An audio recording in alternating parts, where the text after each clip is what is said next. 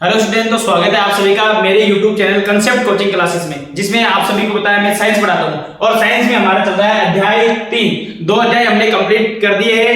अब हमारे पास में चल रहा है अध्याय 3। और अध्याय 3 कौन सा हमारे पास में? धातु एवं अधातु।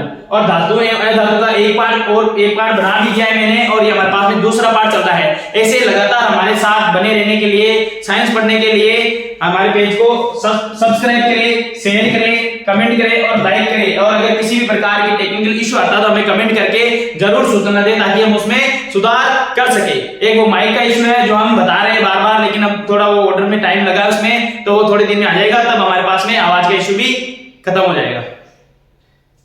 हाँ, अब इसमें देखो अध्याय हमारे पास में 3 है, धातु एवं अधातु। इसके अंदर हमें क्या क्या पढ़ने हैं वे एक बार मैं लिख देता हूँ, कौन कौन से टॉपिक हमें पढ़ने हैं।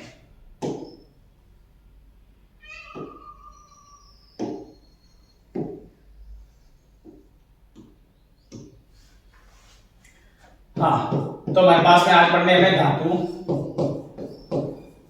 धातुओं के रासायनिक गुणधर्म। धातु के रासायनिक गुणधर्म।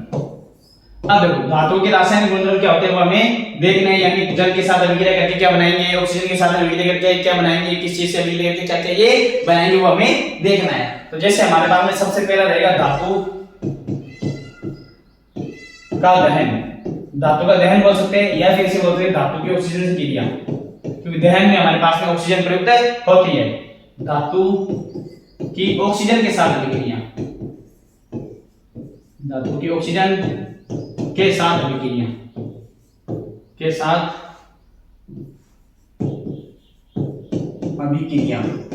ये हमारे पास में पहला पॉइंट रहेगा आज का। फिर इसके बाद में हम पढ़ेंगे उभयधर्मी ऑक्साइड। उभयधर्मी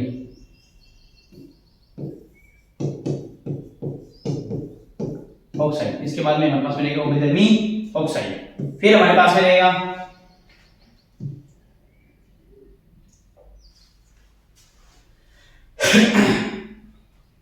फिर हमारे पास में रहेगी धातु की अम्ल के साथ अभिक्रिया। ये टॉपिक हमने अध्याय 2 में भी पढ़ा था। वहां पे पढ़ा था अम्ल की धातु के साथ अभिक्रिया, और यहाँ पे पढ़ना धातु के अम्ल के साथ अभिक्रिया। तो एक ही बात है, धातु के अम्ल के साथ अभिक्रिया।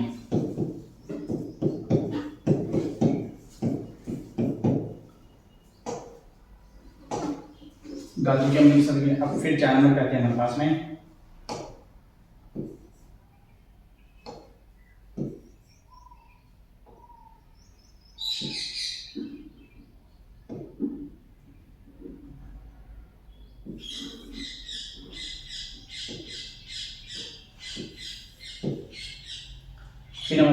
धातु की जल के साथ अभिक्रिया।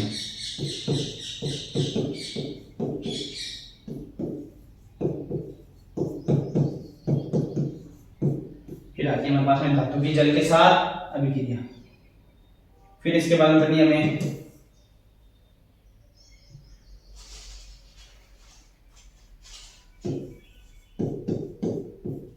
ऑक्साइड। धातु ऑक्साइड की जल के साथ अभिक्रिया, की जल के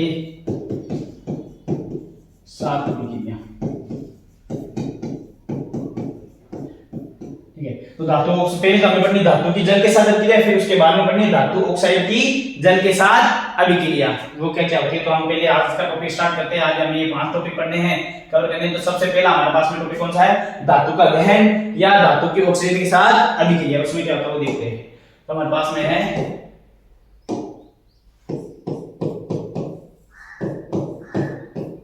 धातु का दहन, या फिर बोल सकते हैं धातु की ऑक्सीजन के साथ अभिक्रिया।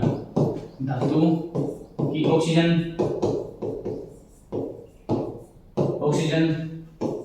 से क्रिया या अभिक्रिया, एक ही बात है। ठीक है, अब हमें पढ़ना है धातु की ऑक्सीजन के साथ में अभिक्रिया या धातु का दहन। तो दहन करने के लिए हमें हमारे पास में क्या चाहिए होता है? ऑक्सीजन चाहिए होती है दहन करने के लिए। तो इसीलिए हम इसे बोलते हैं धातु की ऑक्सीजन के साथ अभिक्रिया या धातु का दहन। तो जब भी हम धातु की ऑक्सीजन से अभिक्रिया करेंगे, क्या करेंगे भाई?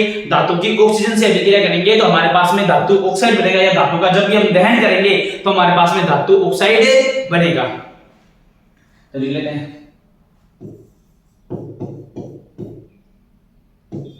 धातु की ऑक्सीजन O2 से क्रिया करने पर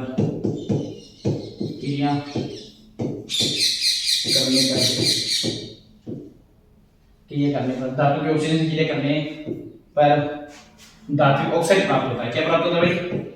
धात्विक ऑक्साइड। धातु ऑक्साइड बनता है हमारे पास में, धात्विक ऑक्साइड प्राप्त होता है, तो एग्जाम में डायरेक्ट पूछा जाता है सीधे सीधा धातु की ऑक्सीजन से अभिक्रिया कराने पर कौन कौन से उत्पाद बनते हैं, या फिर धातु की ऑक्सीजन क्रिया को समझाइए। तो ये हमारे पास में धातु की ऑक्सीजन से अभिक्रिया, तो धातु की जब भी हम ऑक्सीजन से अभिक्रिया करेंगे, धातु की क्या करेंगे? ऑक्सीजन से अभिक्रिया करेंगे, धातु की ऑक्सीजन से अभिक्रिया करेंगे तो हमारे पास में क्या प्राप्त होगा? धात्विक ऑक्साइड प्राप्त होगा, धात्विक ऑक्साइड का निर्माण होगा। जैसे हमारे पास में फॉर्मेट, हमारे पास में फॉर्मेट, तो ये हमारे पास में फॉर्मेट क्या है? जैसे हम क्या करेंगे? धातु की अभिक्रिया, ये हमारे पास में धातु है, धातु के अभिक्रिया किससे कराएंगे? ऑक्सीजन से कराएंगे, O2 से कराएंगे, ऑक्सीजन से कराएंगे, तो हमारे पास में क्या बनेगा? सीधे सीधा आपको याद रखना है धातु ऑक्साइड। क्या बनेगा? धातु ऑक्साइड या धात्विक ऑक्साइड, एक ही बात है, धातु ऑक्साइड बनेगा हमारे पास में। तो ये फॉर्मेट याद रखना, फॉर्मेट से आप ये चीजें लिख सकते हो, फॉर्मेट से ये इसकी जो डेफिनेशन आप लिख सकते हो। फॉर्मेट में क्या होगा? धातु है, ऑक्सीजन से क्रिया करके हमारे पास में क्या बनानी? धातु ऑक्साइड बनानी है, ये आपको याद रखना है। तो हमारे पास में एग्जांपल्स देख लेते हैं इसके। तो हमारे पास में एग्जांपल, हमारे पास में क्या है? जैसे हमारे पास में Cu है, ये धातु है, प्लस में ऑक्सीजन से क्रिया कर दी तो हमारे पास में क्या बन गया? ये CuO, ये धातु ऑक्साइड बन गया हमारे पास में। ये जो धातु है ये ऑक्सीजन है, तो ये हमारे पास में क्या बन गया? धात्विक ऑक्साइड, या फिर बोल सकते हैं कॉपर ऑक्साइड। तो कॉपर धातु एक प्रकार से ये ऑक्साइड है, तो हमारे पास में बन गई धातु ऑक्साइड। इसी प्रकार बना सकते हैं Zn plus O2 equal to हमारे पास में क्या बन गई? ZnO। इसी प्रकार हम बना सकते हैं AlO2, तो हमारे पास में क्या बन गई? Al2O3 यहाँ पे। अब ये Al2O3 कैसे आया, उसके लिए मैंने अलग से क्लास बना ली, वो जाके एक बार जरूर देखना, जिससे आपको पता चले यहाँ पे 2 या 3 कैसे आते हैं, कैसे यौगिक बनते हैं, कैसे नहीं बनते। लेकिन फिर भी यहाँ पे मैं वापस बता देता हूँ अब Al2O3 कैसे आया, ठीक है। तो जैसे हमारे पास में एल्यूमिनियम है और यहाँ पे ऑक्सीजन है, ठीक है, तो एल्यूमिनियम के ऊपर तो हमारे पास में क्या होता है? और फिर धातु ऑक्सीजन ऑक्साइड बनाते हैं, तो एल्यूमिनियम हमारे पास ऑक्सीजन से क्रिया करके क्या होता है? हमारे पास में एल्यूमिनियम के ऊपर प्लस का 3 होता है, ऑक्सीजन के ऊपर माइनस का 2 होता है, तो प्लस से माइनस हो जाता है, कैंसिल, ये 2 इसके नीचे जाता है, ये 3 इसके नीचे जाता है, यहाँ पे Al2 हो जाएगा और O फिर इस प्रकार हमारे पास में एल्यूमिनियम ऑक्साइड का निर्माण होता है।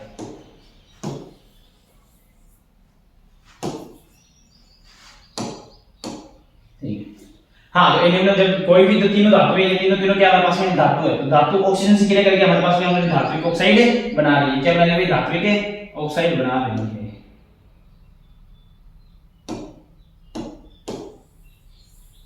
ये हमारे पास में धातु ऑक्साइड बन गया कि नहीं बन गया? तो इसी प्रकार हमें याद रखना है, जब भी धातु की अभिक्रिया किससे करेंगे? हम ऑक्सीजन से करवाएंगे। जब भी धातु से ऑक्सीजन से अभिक्रिया करेंगे, धातु का दहन करेंगे, धातु को जलाएंगे, दहन करेंगे, तो हमारे पास में धातु ऑक्सीजन से क्रिया करके क्या बनाएगी? धात्विक ऑक्साइड बनाएगी। ये Zn है, ये हमारे पास में क्या बन गया? धात्विक ऑक्साइड। जैसे हमारे पास में एक और है, हमारे पास में जैसे मैग्नीशियम वाला है, अध्याय 1 में भी पढ़ा था, magnesium plus O2 equal to क्या बन गया? MgO बन गया हमारे पास में। तो मैग्नीशियम की जब ऑक्सीजन से अभिक्रिया रहेगी तो हमारे पास में क्या बन जाएगा? मैग्नीशियम ऑक्साइड बन जाएगा। तो इसी प्रकार हमारे पास में कोई सी भी धातु है, धातु के अगर अभिक्रिया ऑक्सीजन कराएगी तो हमारे पास में क्या बन जाएगा? इधर धात्विक ऑक्साइड। ये सभी क्या हमारे पास में? धात्विक ऑक्साइड है। सभी क्या है? धातु ऑक्साइड है। ये हमारे पास में धातु ऑक्साइड, ये हमारे पास धातु है, ये ऑक्सीजन है, धातु की ऑक्सीजन अभिक्रिया तो हमारे पास क्या बन गया? धात्विक ऑक्साइड बन गया। अब इसी प्रकार अगला हमारे पास में जो है वो देखते हैं, अगला पॉइंट कौन सा है इसके बाद में। इसके बाद में अगला पॉइंट हमारे पास में है उभयधर्मी ऑक्साइड। इसके बाद में क्या है हमारे पास में? उभयधर्मी ऑक्साइड।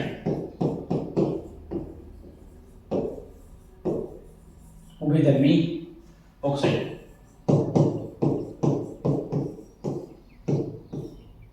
अब उभयधर्मी ऑक्साइड को देखना, पहले सबसे पहले तो आपको ये याद रखना है, जो हमारे पास में धातु ऑक्साइड होता है ना, धातु ऑक्साइड, ये धातु ऑक्साइड जो हमारे पास में धातु ऑक्साइड होता है, धातु ऑक्साइड की प्रकृति कैसी होती है? तो धातु ऑक्साइड की जो प्रकृति होती है हमारे पास में वो कैसी होती है? वो होती है क्षारीय। धातु ऑक्साइड की प्रकृति कैसी होती है हमारे पास में?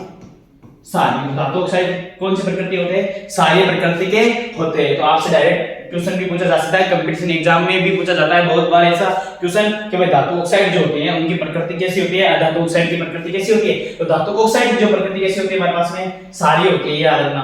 धातु ऑक्साइड की प्रकृति कैसी होती है, क्षारीय। लेकिन प्रकृति में कुछ ऐसे धातु ऑक्साइड भी मौजूद है जो क्षारीय प्रकृति भी दर्शाते हैं और अम्लीय प्रकृति भी दर्शाते हैं, तो इसलिए उन्हें बोलते हैं उभयधर्मी ऑक्साइड। तो प्रकृति में ऐसे जो ऑक्साइड जो हमारे पास में ऐसे ऑक्साइड जो अम्लीय प्रकृति भी दर्शाते हैं, क्षारीय प्रकृति भी दर्शाते हैं, उनको बोलते हैं उभयधर्मी ऑक्साइड।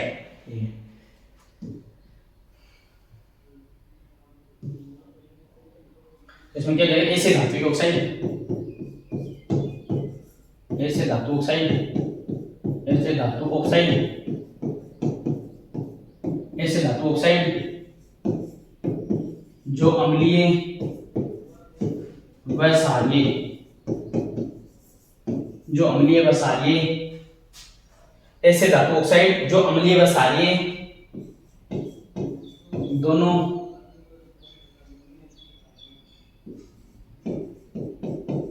प्रकार की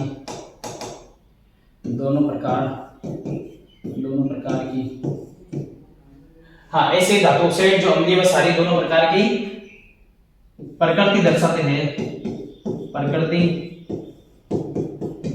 दर्शाते हैं, उन्हें उभयधर्मी ऑक्साइड कहते हैं। तो ऐसे ऑक्साइड जो हमारे पास में अम्लीय व्यवहार भी दर्शाते हैं, क्षारीय व्यवहार भी दर्शाते हैं, उन्हें बोलते हैं उभयधर्मी ऑक्साइड। तो हमारे पास उदाहरण देखो, उभयधर्मी ऑक्साइड कौन सा डायरेक्ट पूछा जाता है एग्जाम में, उभयधर्मी ऑक्साइड कौन सा है, उदाहरण कौन सा है। एक तो हमारे पास में है एल्यूमिनियम ऑक्साइड,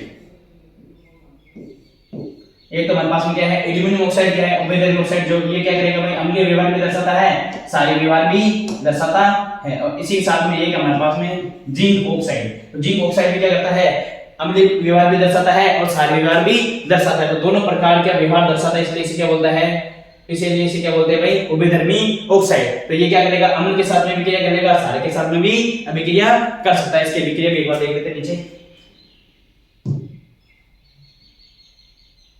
तो उभयधर्मी ऑक्साइड अम्लीय क्षारीय दोनों दर्शा सकते हैं। जैसे मैंने ले लिया भाई यहाँ पे एल्यूमिनियम ऑक्साइड, ये ले लिया मैंने एल्यूमिनियम ऑक्साइड Al2O3, ये क्या हमारे पास में एल्यूमिनियम ऑक्साइड है, प्लस मैंने ले लिया यहाँ पे HCl, ये अम्ल ले लिया। तो यहाँ पे अम्ल है ये, तो यहाँ पे कौन सा व्यवहार दर्शाएगा, क्षारक। और आप सभी को पता है, और अम्ल जब क्षारक से अभिक्रिया करता है या क्षारक जब अम्ल से अभिक्रिया करता है तो हमारे पास में क्या बनाता है, लवण और जल बनाता है। तो हमारे पास में लवण बन जाएगा और क्या बन जाएगा, जल बन जाएगा। एक तो बन जाएगा हमारे पास में AlCl3 बन जाएगा, प्लस हमारे पास में क्या बन जाएगा, H2O बन जाएगा। बात आएगी ये सबको समझ में। तो ये अम्ल के साथ में अभिक्रिया कर सकता है और ये क्षारक के साथ में भी अभिक्रिया कर सकता है। जब अम्ल के साथ में अभिक्रिया करेंगे तब इसकी प्रकृति हो जाएगी क्षारीय, जब क्षारक के साथ में अभिक्रिया करेंगे तब इसकी प्रकृति हो जाएगी अम्लीय। ये एल्यूमिनियम ऑक्साइड है हमारे पास में, ये अब इसकी अभिक्रिया किससे करा देंगे हम, क्षारक से करवाएंगे। किससे करवा रहे हैं, क्षारक से। तो एल्यूमिनियम ऑक्साइड जब क्षारक से कराते हैं या फिर ये जब यहाँ पे कौन सा व्यवहार दर्शाएगा, अम्लीय, जब अम्ल के अभिक्रिया क्षारक से कराते हैं वापस लवण और जल बनेगा नहीं बनेगा। चलो ठीक है। तो हमारे पास में क्या बनेगा, सोडियम एल्यूमिनेट। तो ये हमारे पास में क्या, सोडियम एल्यूमिनेट, यहाँ पे बन गया सोडियम एल्यूमिनेट, प्लस हमारे पास में क्या बनेगा, H2O, ये हमारे पास में सोडियम एल्यूमिनेट, ये याद रखना, सोडियम एल्यूमिनेट।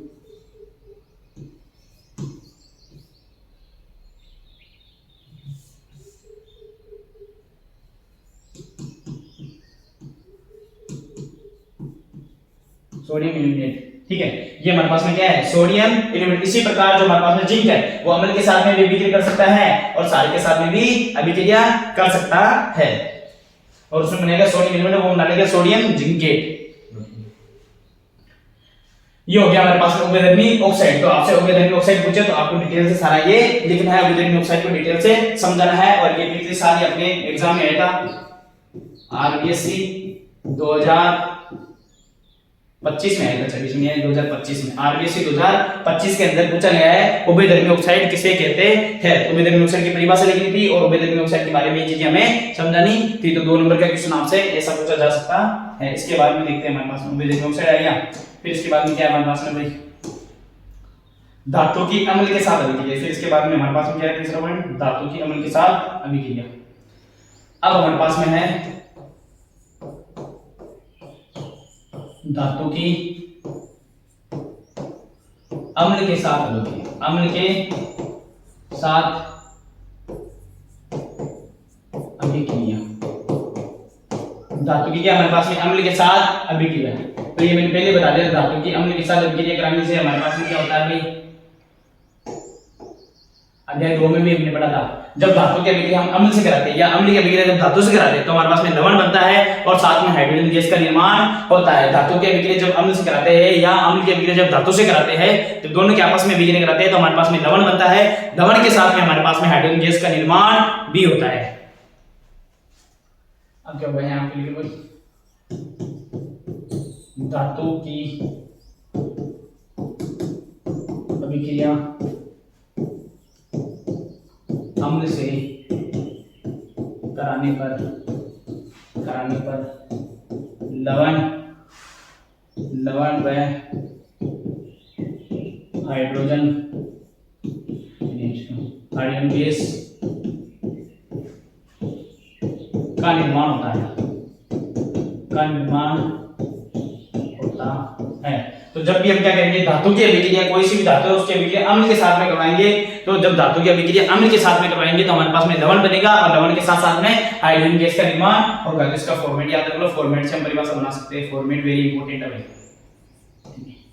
ठीक है। तो हमारे पास में फॉर्मेट आ गया, तो हमारे पास में क्या होगा, यहाँ पे धातु रहेगी, धातु रहेगी प्लस यहाँ पे हमारे पास में क्या रहेगा, अम्ल रहेगा। धातु की अम्ल से अभिक्रिया हो रही है, तो धातु की जब अम्ल से अभिक्रिया करेंगे तो हमारे पास में क्या होगा, एक तो लवण बनेगा और लवण के साथ में हमारे पास में क्या बनेगी, हाइड्रोजन गैस बनेगी। लवण के साथ में क्या बनेगी, हाइड्रोजन गैस। या धातु की अभिक्रिया अम्ल से करेंगे, अम्ल की अभिक्रिया धातु से करेंगे। ये कि ये सेम टॉपिक मैंने अध्याय 2 के अंदर भी पढ़ाया था, 2 के अंदर भी, 3 के अंदर वापस रिपीट हो गया, तो वापस से समझा रहा हूं। तो धातु की अभिक्रिया जब अम्ल से अभिक्रिया करते हैं तो लवण बनता है और जल बनता है। इसके एग्जांपल देख लेते हैं। जैसे हमने कोई धातु ले ली Cu, ये हमारे पास में Cu कोई धातु है, प्लस हमने अम्ल ले लिया अंश Cl। क्या ले लिया भाई, अंश Cl। तो यहाँ पे तो हमारे पास में बन गया CuCl2 प्लस हमारे पास में क्या बन गया, H2 गैस। इसी प्रकार जैसे हमने कोई धातु ले ली Zn, यहाँ पे ले लिया हमने दूसरा H2SO4 इज इक्वल टू हमारे पास में क्या बन जाएगा, ZnSO4 plus H2, ZnSO4 plus H2। इसी प्रकार हमने ले लिया Na प्लस ले लिया H2SO4, ठीक है। तो हमारे पास में क्या बनेगा, यहाँ पे हमारे पास में बनेगा यहाँ पे Na2SO4 प्लस H2। तो ये हमारे पास में क्या हो गया, इधर हमारे पास में धातु है, धातु के साथ में अम्ल की अभिक्रिया हो रही है, ये सारे अम्ल है, और धातु के साथ में अम्ल की अभिक्रिया तो सारे लवण बन रहे हैं। लवण के साथ में क्या बन रहा है, हमारे पास में हाइड्रोजन गैस का निर्माण और हाइड्रोजन गैस बाहर निकल रही है।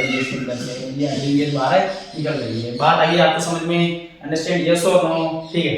फिर इसके बाद देखते हैं, हाँ, धातु की हमारे पास में अम्ल की अभिक्रिया पड़ गई। धातु अम्ल से अभिक्रिया करके क्या बनाता है भाई, लवण बनाता है और हाइड्रोजन गैस बनाता है। तो धातु अम्ल से अभिक्रिया करके लवण बनता है, हाइड्रोजन। तो आपको मेनली ये फॉर्मेट याद रखना है और एग्जाम को देने को आपको ये उदाहरण आपको याद रखने हैं। तो फॉर्मेट से हम क्या कर सकते हैं, इसकी परिभाषा बना सकते हैं। तो फॉर्मेट हमें पता, धातु अम्ल के साथ अभिक्रिया करके लवण और क्या बनाता है, हाइड्रोजन गैस बनाता है। तो इसके अंदर ही तो यही लिखना है, धातु अम्ल से अभिक्रिया लवण और हाइड्रोजन गैस का निर्माण करता है, ये लिख दिया। और ये हमारे पास में इसी प्रकार हम एग्जाम्पल भी लिख सकते हैं।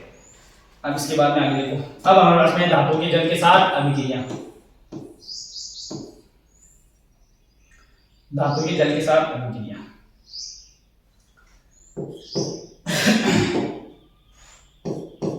अब हमारे पास में अगला पॉइंट है धातु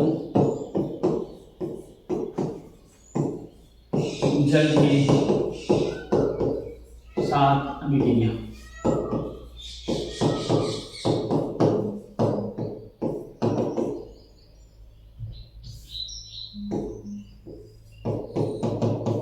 अब हमारे पास में धातु की जल के साथ अभिक्रिया। अब धातु की जल के साथ अभिक्रिया करने में क्या बनता है, क्या नहीं बनता, वो देखते हैं। देखो, धातु की जल के साथ अभिक्रिया 3 प्रकार से होती है। देखो, ठंडे जल के साथ कुछ तत्व है जो है हमारे पास में, कुछ धातु है जो अभिक्रिया करती है। गर्म जल के साथ में कुछ धातुएं अभिक्रिया करती है और कुछ धातुएं जो होती है भाप के साथ में अभिक्रिया करती है। और कुछ धातुएं जो होती है जो जल के साथ में अभिक्रिया करती है, ना तो भाप के साथ में करती है, ना गर्म जल के साथ में करती है, ना ठंडे जल के साथ में करती है। तो हमें उस प्रकार से हमें पढ़ना है। जैसे सबसे पहले हमें पढ़ना ठंडे जल के साथ, हमारे पास में ठंडे जल के साथ, ठंडे जल के साथ अभिक्रिया।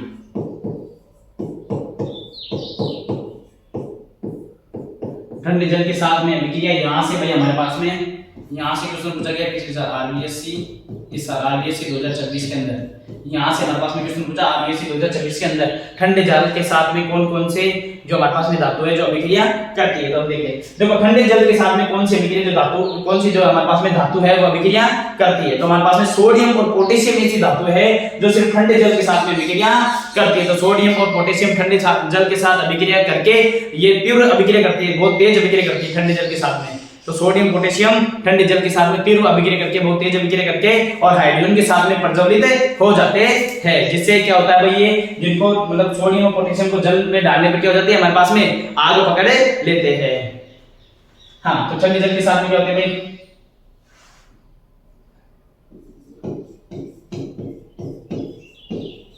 सोडियम व पोटेशियम सोडियम व पोटेशियम ठंडे जल के साथ सोडियम व पोटेशियम ठंडे जल के साथ अभिक्रिया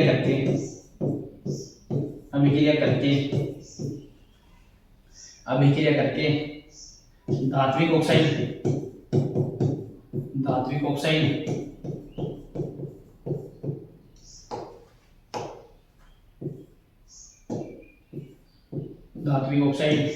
व सोडियम व पोटेशियम देखो सोडियम व पोटेशियम ठंडे जल के साथ अभिक्रिया करके धात्विक ऑक्साइड व हाइड्रोजन गैस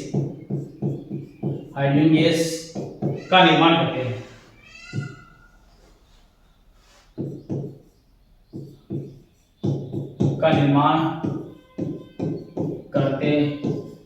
तो हमारे पास में क्या होती है भाई जो हमारे पास में सोडियम और पोटेशियम है वो किससे अभिक्रिया करते हैं ठंडे जल के साथ में अभिक्रिया करते हैं। सोडियम और पोटेशियम ठंडे जल के साथ में अभिक्रिया करके हमारे पास में क्या करते हैं धात्विक ऑक्साइड बनाते हैं।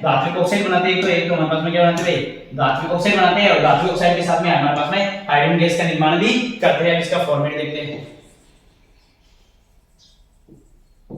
देखो फॉर्मेट आप प्रत्येक आपको हेडिंग याद नहीं है, हेडिंग के साथ में उसका फॉर्मेट क्या है, फॉर्मेट से आप ये चीजें लिख सकते हो। इनको रटने की कोई आवश्यकता नहीं है, फॉर्मेट याद कर लो, फॉर्मेट से हम ये चीजें पूरी लिख सकते हैं। तो हमारे पास में फॉर्मेट क्या है भाई इसका फॉर्मेट है हमारे पास में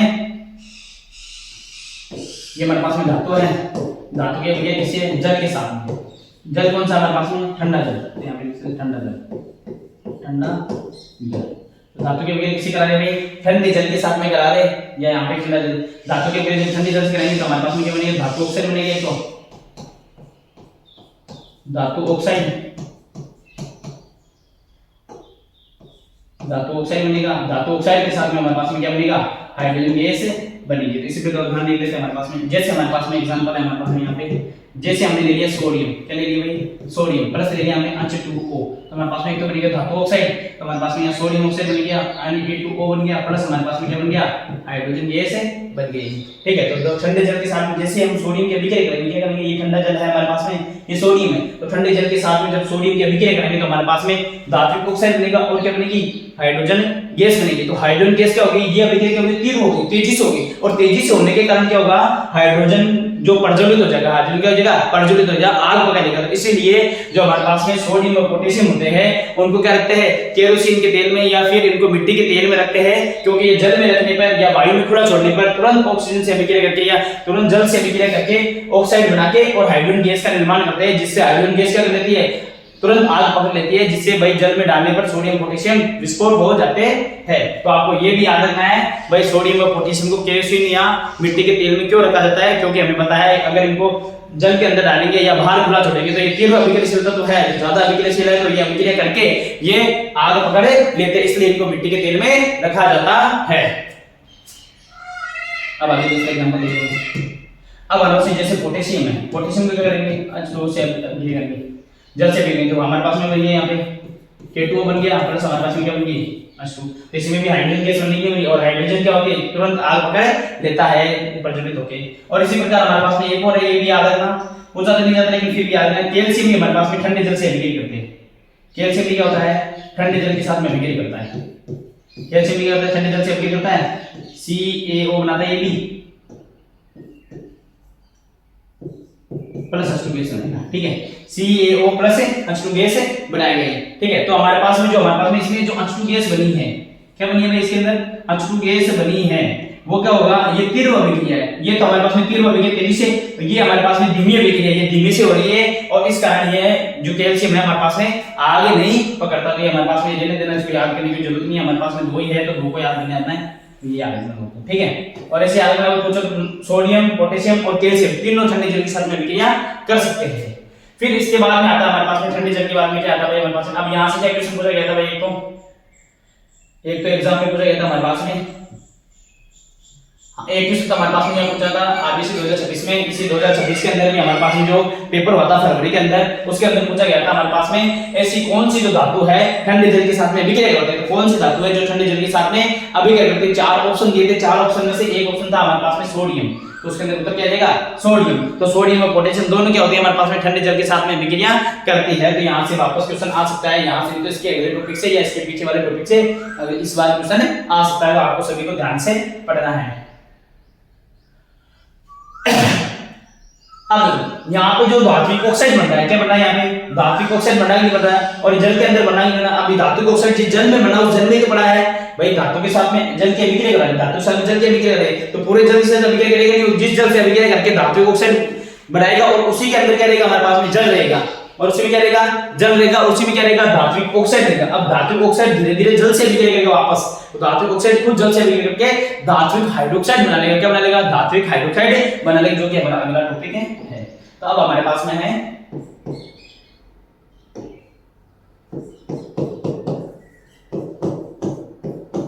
धातु ऑक्साइड, धातु ऑक्साइड की जल के साथ अभिक्रिया,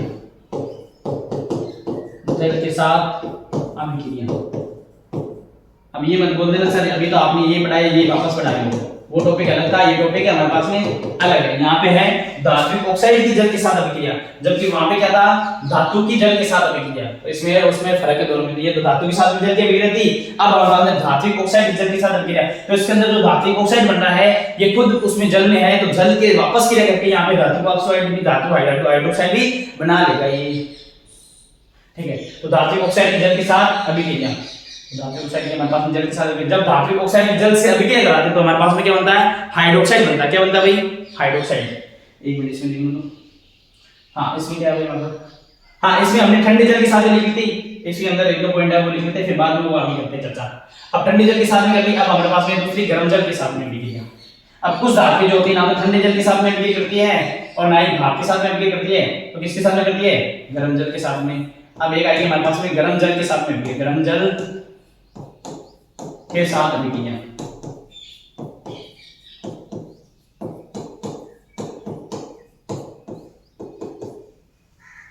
हाँ तो गर्म जल के साथ में अभिक्रिया आएगी, देखो यहाँ पे, तो हमारे पास में गर्म जल के साथ में अभिक्रिया, तो गर्म जल के साथ में सिर्फ एक ही जो हमारे पास में धातु अभिक्रिया करती है वो हमारे पास में मैग्नीशियम, तो मैग्नीशियम जो होती है हमारे पास में गर्म जल के साथ में अभिक्रिया करती है। पिछले साल ठंडे जल के साथ में कौन अभिक्रिया करता है वो पूछा था, तो इस बार हमारे पास में ये पूछा जा सकता है गर्म जल के साथ में कौन सी धातु है जो हमारे पास में अभिक्रिया करती है। तो गर्म जल के साथ में अभिक्रिया करके देखा धातु गर्म जल के साथ अभिक्रिया करके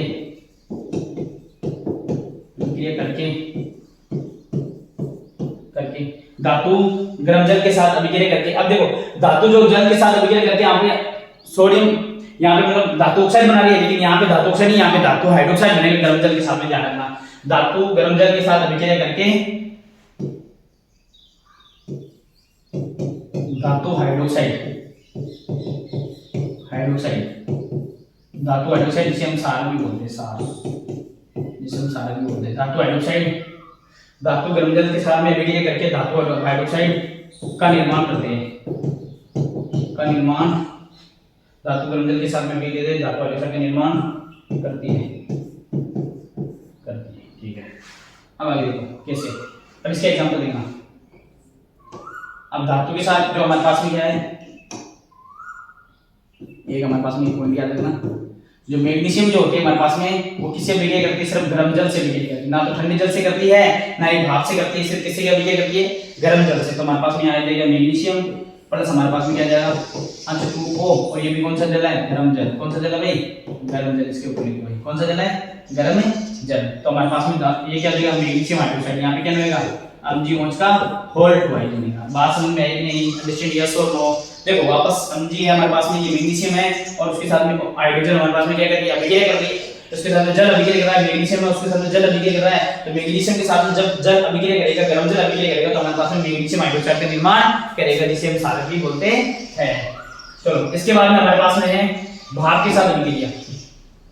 तीसरा पॉइंट क्या बोल रहा है हमारे पास में,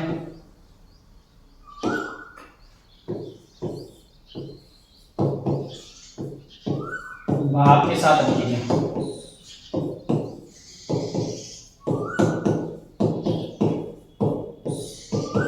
तीसरा पॉइंट हमारे पास में भाप के साथ अभिक्रिया। तो भाप के साथ में या वाष्प के साथ में कौन कौन सी धातुएं जो अभिक्रिया करती है वो देखते हैं। तो ये देखना, भाप के साथ अभिक्रिया करके, भाप के साथ धातु अभिक्रिया करके, धातु अभिक्रिया करके,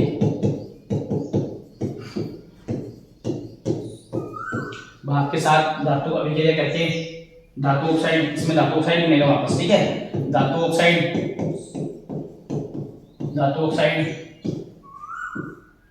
व हाइड्रोजन गैस, का निर्माण होता है।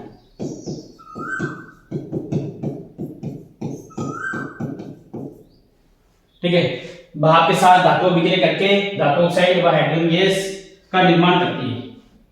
धातु ऑक्साइड व हाइड्रोजन गैस का निर्माण करती है। तो भाप जो भाप के साथ में धातु अभिक्रिया करके क्या करती है, और धातु ऑक्साइड और हाइड्रोजन गैस का निर्माण करती है। इसका एग्जांपल देखो। अब इसके अंदर जो है हमारे पास में कौन कौन है जो हमारे पास में भाप के साथ अभिक्रिया करते हैं, जो कौन कौन सी धातु है जो भाप के साथ अभिक्रिया करते हैं, डायरेक्ट पूछा जा सकता है। तो हमारे पास में एक तो हमारे पास में आयरन है, एक हमारे पास में क्या है, एल्यूमिनियम। ठीक है, आयरन और एल्यूमिनियम क्या होता है, दोनों क्या होता है, आयरन और एल्यूमिनियम क्या करते हैं, दोनों किससे अभिक्रिया करते हैं, भाप से अभिक्रिया करते हैं। ठीक है, तो हमारे पास में है Fe प्लस H2O इक्वल क्या बन गया हमारे पास में Fe2O3 प्लस हमारे पास में क्या बन गया H2। इसी प्रकार हमारे पास में Al है, Al अगर जल से अभिक्रिया करेगी तो हमारे पास में क्या रहेगा Al2O3 प्लस हमारे पास में हाइड्रोजन गैस का निर्माण हो जाएगा। तो हमारे पास में जो धातु है ये आगे मैं मेनली आपको, तो धातु है जो जल से अभिक्रिया करेगी, तो धातु जल से तीन प्रकार से अभिक्रिया करेगी। ठंडे जल के साथ में अभिक्रिया करेगी, गर्म जल के साथ में अभिक्रिया करेगी, भाप से अभिक्रिया करेगी। तो ठंडे जल के साथ में सोडियम, पोटेशियम और कैल्शियम अभिक्रिया करती है, जबकि गर्म जल के साथ में सिर्फ मैग्नीशियम अभिक्रिया करती है। और जबकि भाप के साथ में, वाष्प के साथ में हमारे पास में अभिक्रिया कौन करती है, वाष्प के साथ में हमारे पास में आयरन और एल्यूमिनियम अभिक्रिया करते हैं। तो कुछ धातु ऐसी होती है जो धातु गर्म जल के साथ में अभिक्रिया करती है, ना ठंडे जल के साथ में अभिक्रिया करती है, केवल भाप से अभिक्रिया करती है। और भाप से अभिक्रिया करने वाली ये दो धातु हमने लिखा दी है। और इसके बाद में हमारे पास में अगला जो धातु ऑक्साइड, धातु ऑक्साइड के साथ जल की अभिक्रिया,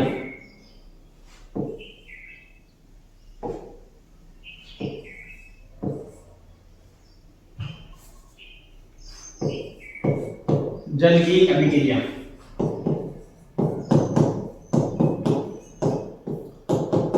धातु के साथ में हमने जल की अभिक्रिया बोली, धातु के साथ में जब हम जल से अभिक्रिया करते हैं तो हमारे पास में धात्विक ऑक्साइड बनता है और उसके साथ में हाइड्रोजन गैस भी बनती है। और धातु के साथ में जो जल अभिक्रिया करता है वो अलग अलग प्रकार से करता है। जैसे ठंडे जल के साथ में हमारे पास में सोडियम, पोटेशियम और कैल्शियम जैसी धातुएं अभिक्रिया करती है। गर्म जल के साथ में हमारे पास में मैग्नीशियम धातु है जो अभिक्रिया करती है। और जो भाप होती है उसके साथ में एल्यूमिनियम और आयरन ये अभिक्रिया करते हैं। अब हमारे पास में धातु ऑक्साइड जो बनता है हमारे पास में, अब धातु ऑक्साइड की जल के साथ में अभिक्रिया बनती है। जब धातु ऑक्साइड की जल के साथ में हम अभिक्रिया कराते हैं तो वो हमारे पास में धातु हाइड्रोक्साइड का निर्माण करते हैं या क्षारक का निर्माण करते हैं।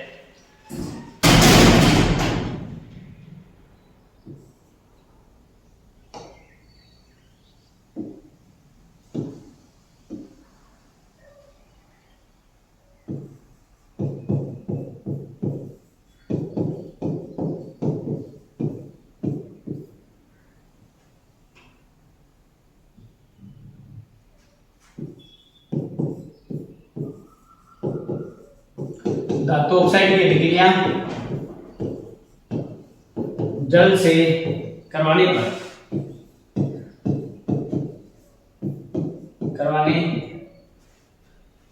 धातु ऑक्साइड की अभिक्रिया जल से करवाने पर धातु हाइड्रोक्साइड प्राप्त होता है। धातु हाइड्रोक्साइड प्राप्त होता है। धातु हाइड्रोक्साइड प्राप्त होता है। भाई जल की अभिक्रिया क्या करेंगे? धातु ऑक्साइड से कराएंगे। जल की अभिक्रिया किससे करवाएंगे भाई? धातु ऑक्साइड या धातु ऑक्साइड की अभिक्रिया हम किससे करेंगे? जल से करेंगे। धातु ऑक्साइड की अभिक्रिया हम जल से करवाएंगे तो हमारे पास में धातु हाइड्रोक्साइड का निर्माण होगा। तो ये आपको याद है रखना है। अब हम फॉर्मेट देखते रहेंगे, ठीक है। अब इसका हमें पढ़ना है फॉर्मेट।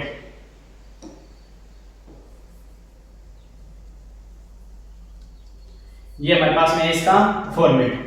अब फॉर्मेट क्या है हमारे पास में? ये तो हमारे पास में धातु ऑक्साइड है, धातु ऑक्साइड है हमारे पास में।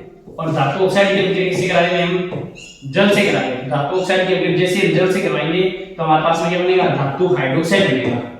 धातु हाइड्रोक्साइड।